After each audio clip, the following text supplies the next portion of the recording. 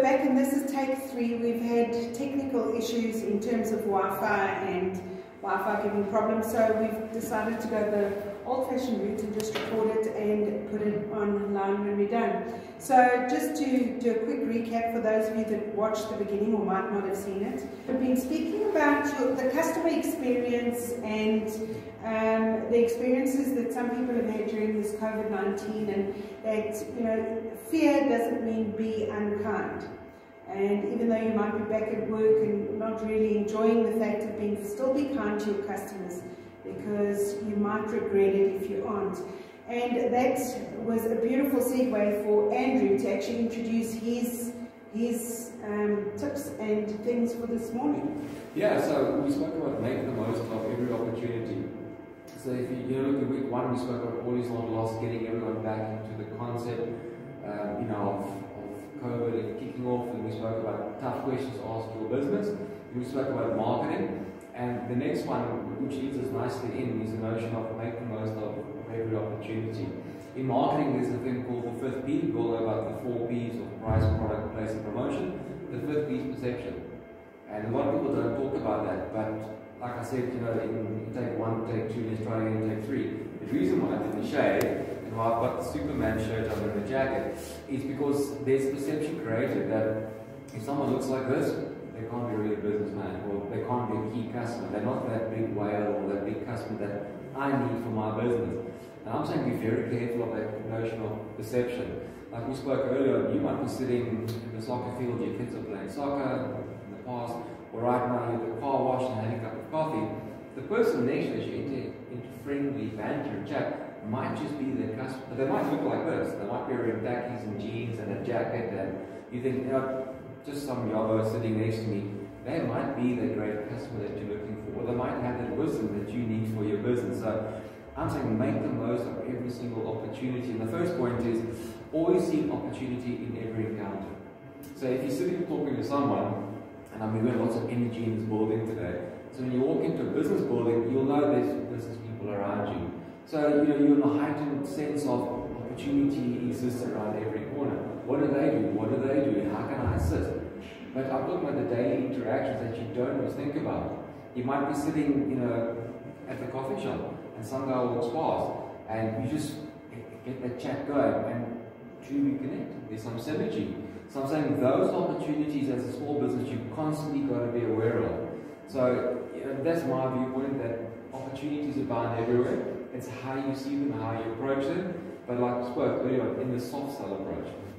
Sure, and the other thing with regards to that as well is that a lot of people think that the soft sell isn't work. But every opportunity normally approaches in overalls. So, and if we're going to dismiss that opportunity simply because it's in overalls, it possibly could be to our business detriment. No, agreed. I mean, we all see, dare I say, fiction shows us Hollywood. It's the suit, it's the tie, it's the power suit, it's the high heels, or whatever it looks like. That's not reality. And I think you need to be very cognizant of that. It might be the overalls. It might be the guy who's the business magnate who owns half a dozen franchises in this area, and you need advertising. And you bump into him in line, and you have a customer complaint, and you chat to this guy and suddenly you realize, hey, my business can actually assist you. I'm into training, I'm into development, I can teach you staff about customer satisfaction, customer retention, and suddenly you going in to buy your fast food or your takeout gets flipped into hang 10. This bad experience, I can flip it. I can actually teach these guys, and the simplest thing is to owner, you know what, there's a problem here, let me help you. So for me, it's seeing the opportunity in every meeting, in every encounter, because you never know. As a small business, it's not like a major corporation that you have hundreds of sales reps, its job it is to go out and sell. As a business owner, you need to sell, and you're selling yourself, you're selling the product, and you're selling the service, and you've got to maximize it. But not like we spoke earlier on, is that hard sell about at someone's throat and kill them and jugular if they don't take the offer. Well, remember how people used to feel years ago, okay, I'm giving away my age now. But remember when an insurance salesman used to come to your door years ago, and really it was a hard sell, because first of all, nobody enjoys insurance people, because it's a grudge buy. to start with. Don't tell me about it. So you know, that is a hard sell. But even the insurance salesmen, I've noticed over the last while, even they've gone to the more soft sell relationship style of doing business, because they've realized that, you know, you're not going to get business if you don't have a relationship. That's a perfect example, because I've just changed my insurance now, and the guy that does my insurance runs with me. He's part of our running group, and I never knew he was into insurance all these years. And then a few years back, it's like, hey guys, so what do you guys do for business? I'm into insurance. I need to talk to you guys about your policies. But yeah, let's go for a run first, talk afterwards. So now he wants to see, and he's like, okay, I know Wayne is a good mate. Let me chat to him. And that's how the business revolves, you know. And men are particularly good at that, Andrew. Yeah. They don't seem to have a problem with actually mixing the business with the social, whereas my experience is that with women, they tend to compartmentalize that kind of, I can't ask you about business because we're doing a coffee or we're knitting or whatever it is that they're doing at that time. You have to, you know, you have to. Well, I think that whatever social activity you're busy with actually creates a natural bridge to that scenario. It does, it does. Now, I think in between, and that's a good time to point two, which is you talk about follow-up. Okay, so once the bridge is created, you've got to follow up. Because someone will open the door, but it's up to you to step into it, it's to move through it, and to say the bridge is like, let me now follow up, let me give them the call, the WhatsApp, the email. But again, like we spoke earlier, don't be needy, don't be greedy. I mean, you worded it so beautifully when you can smell desperation a mile away. And I think people really need to understand that, yes, bills need to be paid, we're all in the same boat. Sales might be low compared to, you know, 6 months ago versus a year ago. I know one of the major corporations released their numbers and they are hugely down. You know, so everyone's taking them off. But you cannot be desperate. You cannot go out there and get on your knees and beg and grovel for business. I think at the beginning of this series that we're doing, I spoke about my experience with somebody who phoned me trying to sell me advertising on something. And the first thing was that I smelled the desperation because he was pushing and he was pushing hard. And all that happened was he landed up pissing me off, and I said to him, okay, done deal, go away, end of story. Yeah. And that was it. He will never get another knock at my door. No. Because as you so rightly said in take 2 or 1 or whichever it was, I blocked the number. Yeah. And that is the end of business for him. He'll never be able to reach out to me again. I think the key thing is to learn from these sort of examples, and it's not just us giving some textbook explanation, it's case studies. These are real life case studies.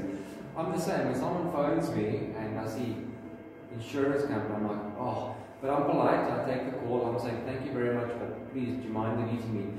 To this day, I refuse to join a certain gym because I kid you not, they phoned me 5 times in one day. And I said to the guy, listen, I know you just opened up, you probably harvested my number from this area. Please would you be so kind as to remove it because I'm part of another gym franchise. The guy said, okay. About 10 minutes later, he phoned again. I said, you've just Same guy. I said, please would you remove my number? I'm with someone else. I'm not interested.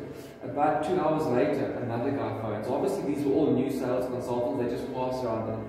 And I said, please, this is the third time, second person phoning. It went on till about the end of the day. I actually went physically to the place. I said, listen, do me a favor. Get me the help of your database. I don't know how you do it, just get me off.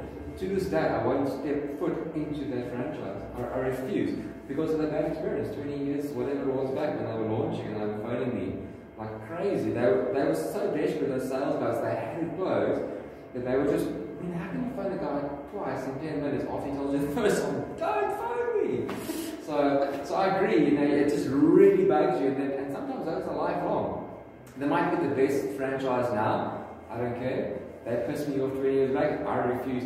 Someone said it's stubborn and foolish of me, but I know that I won't get business from them. And for me, I'm giving them business, so I don't need it. Yeah, but also annoy me enough. No, I agree. You know, and that's not what a good brand does. You know, that whole thing about customer experience is literally what makes your brand king. If the customer has a good experience, even if it's a thing of where you say to the customer, okay, I'll take you off the database, but can I call you back in 6 months' time to see how you're doing? Hello. Great, wonderful, I'll take your call.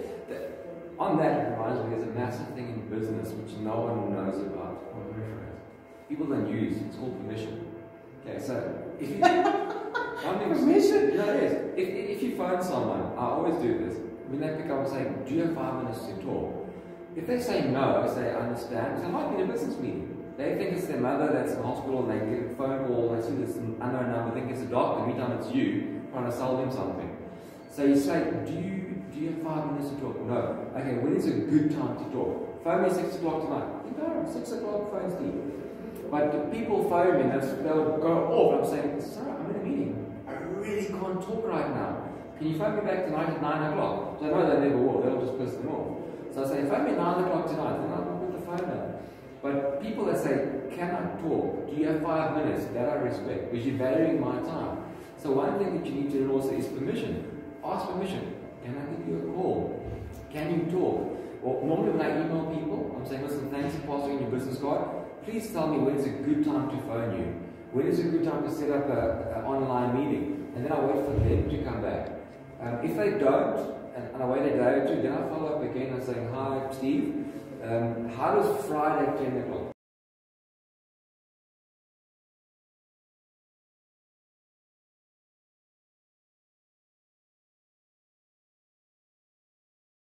As you saw in the advert that just is marrying these two segments, you have got the opportunity of actually getting so much information from a number of business consultants and experts in their field. If you go to www.jumpstartbusinessonline.co.za, you can see more about the TGG Jumpstart Business Recovery program that we're hosting on the 17th of June. And it's only 250 Rand, and where are you going to get this level of information from so many experts for only 250 Rand? So make sure to go there and book your ticket through Quicket. Doesn't that sound awesome? Okay, so if you go to Quicket, that's QUICKET.co.za, and you do a search on TGG Jumpstart, the information will come up and you'll be able to book your ticket online, and you will be sent the necessary link and information you need to join us on that day. Andrew will be with us. He's on the lineup, as is Pierre Paradigm. Claudina Haffenshire is another person. She's a training specialist. We've got Christo Bester from LWO, a labour lawyer, who will be talking about the labour side of COVID-19 and the impact of that. We've got Marissa Burness, who's going to be talking about tax and those implications. We've got our own Katie Young, who's a media monster of note, and she'll be giving you all of that kind of information that you need to actually be cost-effectively working your media in your local area. And then, of course, I'll be talking about... And then, of course, I'll be talking about leveraging your community relationships to actually have a positive impact on your business. A lot of we talk around links so close to community and leveraging that and relationship management. I think it's phenomenal. Well, especially now, because if you have a look at it before, you know, people have kind of just, it's okay, I'm here, people will come in. And now with competition being so rife, there are so many factors that impact on whether people are going to use your service or not. So we're going to be talking about all of those things, and of course it's going to be interactive through the day. So you'll be able to ask Andrew questions, or Pierre here, myself, Katie, whoever is speaking at that time. We'll be sharing our presentations. And the most important thing you need to know is that even if you can't be there for all of them, a ticket holder is going to get a copy of the recording afterwards and will get copies of the presentations. So for 250 Rand, that is a jam-packed, value-added seminar to be on. And we're going back to Andrew. Andrew's going to start talking about his next point. Yeah, so obviously, you know, we spoke about, you know, always see an opportunity in every encounter. We then spoke about following up, don't beg and be greedy. Then the last point is, you know, what a lot of guys in sales refer to ABC. It comes from a lot of famous movies, the concept always be closing. So one thing that a lot of people forget is to actually ask for the deal. And I find that so phenomenal. You've done all the hard work, you've met someone, you followed up, you built the bridge, you talk business, but then you never actually ask for the deal. And for me, that is probably the most critical factor. I'm not sure if it's supposed to be nervous, and we'll sit there with our pen and like, yes, sir, just ask the damn question.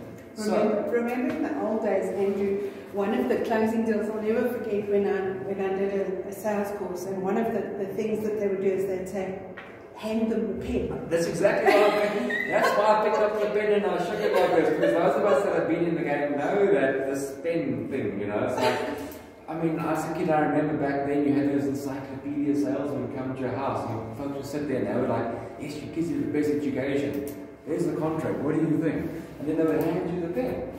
These days, just ask the question. You know, people are so busy. You don't have 45 minutes to try and waffle your way through a deal. Literally, if it takes 5 minutes and you build the rapport and the reputation along the lines, just ask the question. The guy might say yes or no. According to statistics, this is where relationship building kind of becomes very important. Because according to statistics, people are saying that you need to have 17 touches in that person's life before you can actually ask for the deal. Which in essence what they're saying to you is build a relationship first. And it's not simply when you meet the guy the first time. I can help you. Just by making that statement, I can help you. You know, we spoke earlier on about customer service. So, Mr. Owner, I saw your customer service wasn't great. I have a complaint. How many of me do you want complaining, or how many of me do you want being positive reinforcement and, you know, complimenting your business? I can help you. So there's the first touch point. And it's not a case of you need to spend 6 months building these touch points. The other sales thing is they say you need 7 yeses. So, you know, you can build this in one session. Do you want help? Yes, I do. Do you believe your business can grow? Yes, I do believe it can grow. Would you like to make more money? Yes, I do. So you're building him up. So can we sign the deal? Yes, we can, because you build him up to all that. So there's so many sales techniques out there. I just say Google them, check them out, phone people, ask them. But ask the damn question, can we do business? Are you ready to move to the next step? And I think, for me, that's the thing a lot of people miss out on. Because maybe they're too nervous. Like we spoke last week, don't be scared of what you expect. Don't be scared of rejection. If he says no, or let me think about it, have another powerful question. Why? Why do you want to think about it? And then explore that. And that's part of the, you know, building the relationship, understanding. But for the love of God, please ask that question, ask the sale. Otherwise, you end up going back to number 2, but then you become desperate. Because now you phoned Steve 10 times, you followed up, you've set the meeting, you bought him coffee, you've taken him to lunch, but you keep forgetting to ask the question. You're wondering, how much longer will it take to close this deal? Steve's going, this guy buys me lunch, he takes me to coffee, this is a great guy, I love him, we've got a great friendship here. But you've never bothered to ask Steve the question, and you're just spending all this money on entertaining him. And there also comes a time when you've done all the necessary steps and you need to now bin the lead.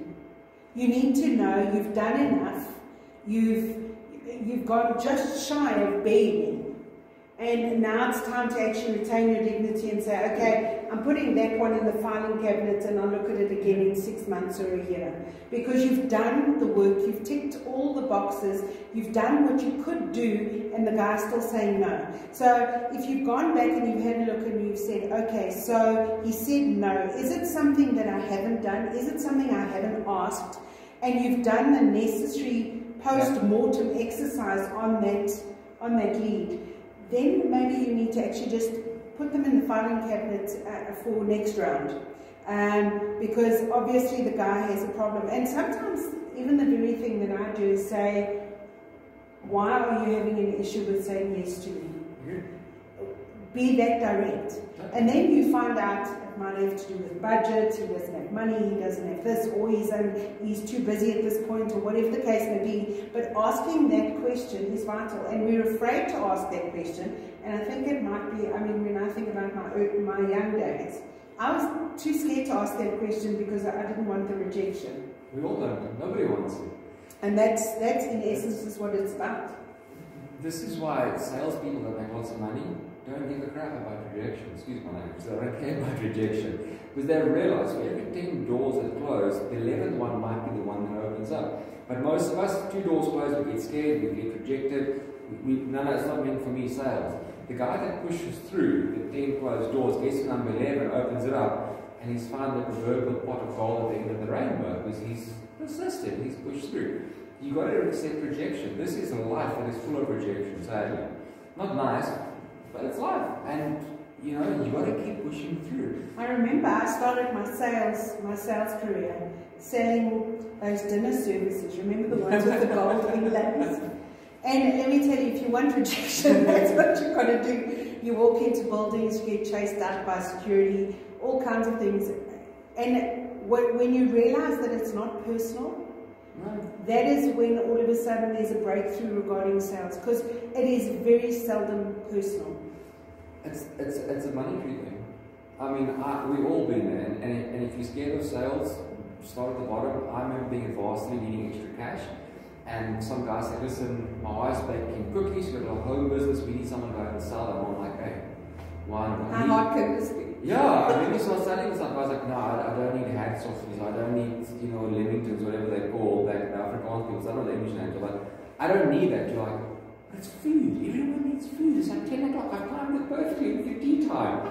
You know, and then you start learning things like, okay, don't go to this area, go to like the industrial zones maybe, where the guys are hungry and they've got $10. Like, that's how I learned, that's how I made money in varsity, and I learned about sales.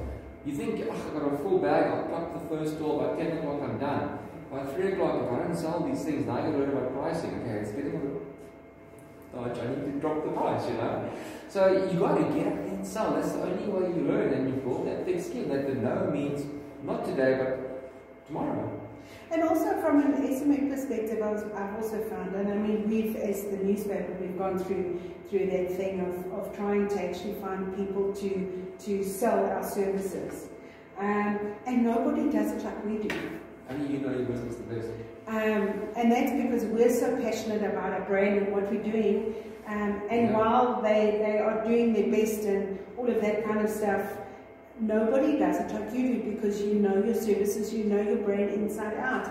And being afraid to actually sell your brand means you're being afraid of selling yourself, because that's what you're passionate about.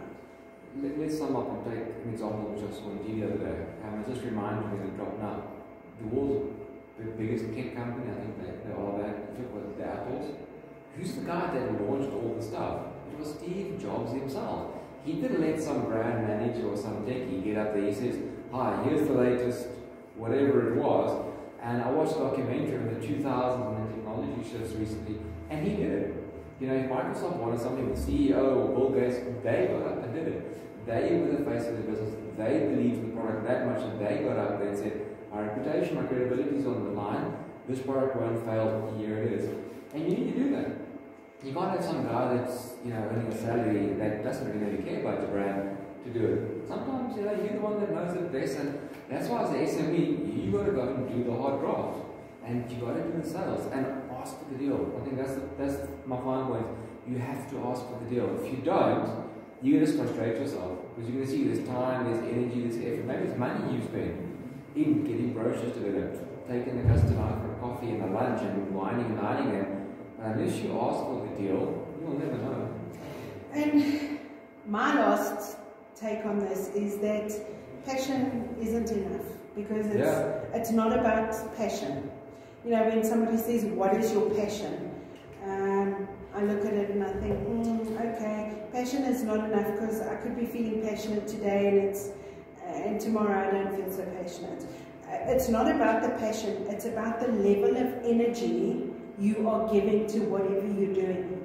So I might not feel passionate, but I'm giving a tremendous amount of energy, and that is in essence what you're needing to actually push that brand just over the finish line. The bottom line of this is it's on you. It's all about you, and so you need to make sure your customer's having a good experience. Yeah, totally. Always. Okay. You've got to be connected. You've got to see opportunity in every connection. And then customer satisfaction is key. You know? Right. And most important takeaway from today is ask for the deal. Do it straightforward. I mean, people appreciate the fact that you're not wasting their time. So be direct, be honest, be kind. And if they're not wanting the deal, find out why. Yeah. So I think that kind of sums up the day. Anything else? Any last words of great wisdom, O Guru?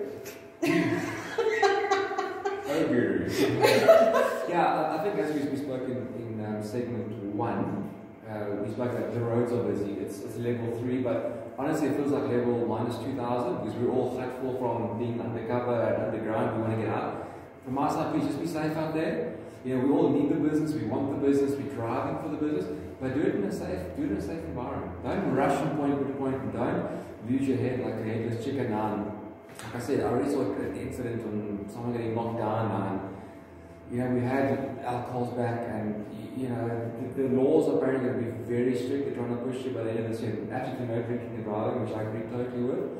So just be safe out there, and that's my plea. We don't want to see the economy start staggering because people now are getting wild and reckless, we're rushing around for business, and we all think it's open gates and it's run like hell. Please just be safe, you know. Just remember that the principles, even though we've lost 2 months in our business year, don't try and cram it all into 1 month to try and get it back, because that's not how it works. And everybody's in the same state that you're in. So trying to cram it and jam it into a 4-week period, having lost 2 months, is not going to gain you any ground. In fact, it's probably going to gain you burnout. Yeah, you're going to lose. So be calm. Be calm, use your head, be wise about how you go about this. And then, of course, obviously, because this is now videotaped, you might have questions. Feel free to put them onto the Facebook page and we'll address them. And as always, Andrew will give us a breakdown of this, the vital questions you need to be asking or areas you need to be attending to, and we will put it onto the website. Talking of the website, have you subscribed yet to www.thegreatguide.co.za?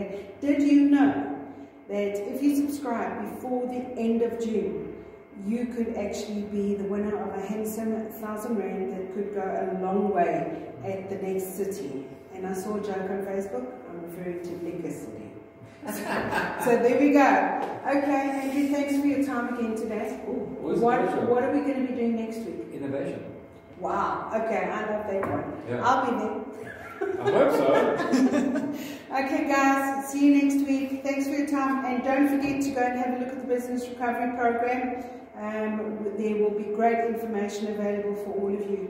And that's it for today. Cool. Thanks, Katie.